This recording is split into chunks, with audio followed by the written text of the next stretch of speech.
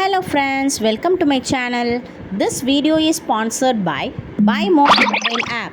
Get started by download Google Play or App Store. இன்னைக்கு நம்ம பொரிச்ச குழம்பு எப்படி செய்யறதுன்னு பார்க்கலாம். வாங்க வீடியோக்குள்ள போலாம். அதுக்கு ஒரு கடாயில கொஞ்சமா ரீஃபைண்ட் ஆயில் ஆட் பண்ணியிருக்கேன். எண்ணெய் நல்லா சூடாகட்டும்.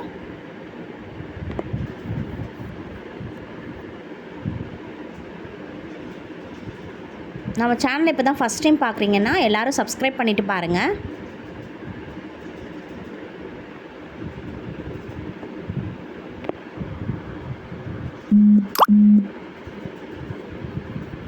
இப்போ நல்லா எண்ணெய் சூடாயிருச்சு. இப்போது ஒரு பிரிஞ்சி இலை, ஒரு சின்ன துண்டு பட்டை, 2 கிராம்பு ஆட் பண்ணிக்கலாம். கொஞ்சமாக சோம்பு ஆட் பண்ணிக்கலாம். ஒரு பெரிய வெங்காயத்தை சின்னதாக நறுக்கி வச்சுருக்கேன், அதையும் உள்ளே சேர்த்துக்கலாம். வெங்காயம் நல்லா பொன்னிறம் ஆகிற வரைக்கும் வதக்கிட்டு 2 மீடியம் சைஸ் தக்காளியை சாப் பண்ணியிருக்கேன், அதையும் உள்ளே சேர்த்துக்கலாம். தக்காளி வதங்கிறதுக்கு கொஞ்சமாக கல்லுப்பு ஆட் பண்ணிக்கலாம்.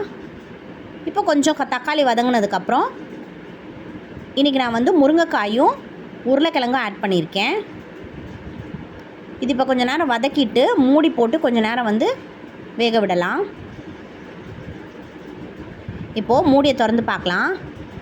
இப்போ பாருங்கள், ஓரளவு நல்லா வதங்கியிருக்கு.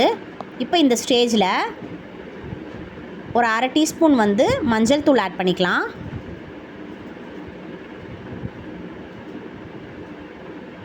கொஞ்சமாக சாம்பார் தூள் ஆட் பண்ணிக்கலாம். இந்த குழம்புக்கு சாம்பார் தூள் நல்லா டேஸ்ட் கொடுக்கும். கொஞ்சமாக மிளகாய் தூள் ஆட் பண்ணிக்கலாம் காரத்துக்கு.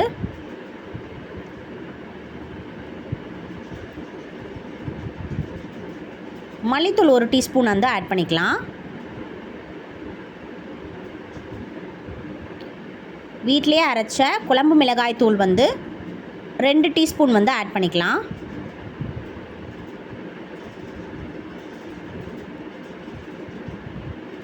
இப்போது மசாலாலாம் சேர்த்தாச்சு. இப்போ தேவையான அளவு தண்ணி சேர்த்துக்கலாம்.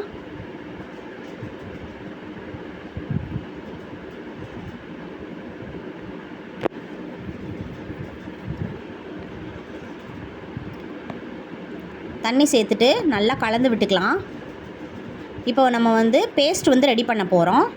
அதுக்கு தேங்காய், ஒற்றைக்கடலை, சோம்பு இது மட்டும் போட்டு நல்லா பேஸ்ட்டாக அரைச்சிட்டு வந்துடலாம் மிக்ஸி ஜாரில். அது வரைக்கும் இந்த குழம்பு மூடி போட்டு கொஞ்சம் நேரம் வேக விடலாம்.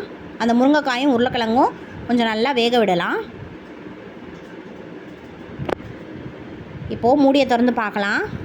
இப்போ பாருங்கள், நல்லா கொதிச்சிருச்சு குழம்பு. முருங்கைக்காயும் உருளைக்கிழங்கும் நல்லா வெந்து வந்துருச்சு. இப்போ நம்ம பேஸ்ட் அரைச்சி வச்சுருந்தோம் இல்லையா, அதை நம்ம ஆட் பண்ண போகிறோம். இப்போ இதில்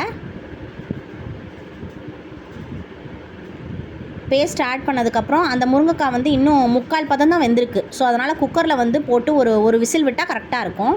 நல்லா எண்ணெய் பிரிஞ்சு வந்துடும், தயாராகிரும். வாங்க சாப்பிட்லாம்.